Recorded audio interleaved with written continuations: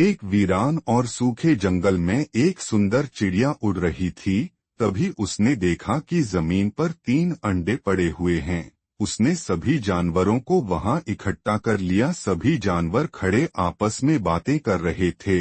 भालू बाबा बोले, क्योंकि ये अंडे जंगल में लावारिस पड़े हुए हैं, इसलिए इन अंडों की रक्षा करना हम सबकी जिम्मेदारी है।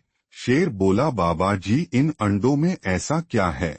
भालू बाबा बोले, इन अंडों में से जो भी निकलेगा वही हमारे वीरान पड़े जंगल में फिर से जान डालेगा। सभी जानवर बारी बारी से अंडों की चौकीदारी करने लगे। एक रात अंडा चोर जानवर जंगल में आ गया और अंडों की तरफ देखने लगा। इधर गधा अंडों की रक्षा कर रहा था।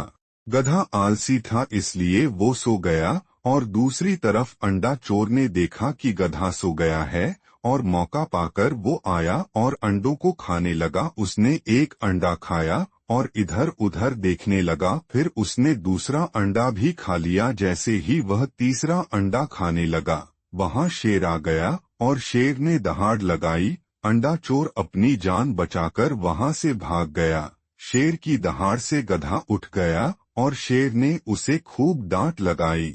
थोड़ी देर बाद तीसरा अंडा अपने आप फूट गया और उसमें से एक अद्भुत शक्तियों वाला एलियन निकल आया। एलियन के हाथ में एक जादुई गन थी। एलियन ने सारे जानवरों को उसकी रक्षा करने के लिए धन्यवाद किया और उनसे बोला, मैं आपकी क्या हेल्प कर सकता हूँ?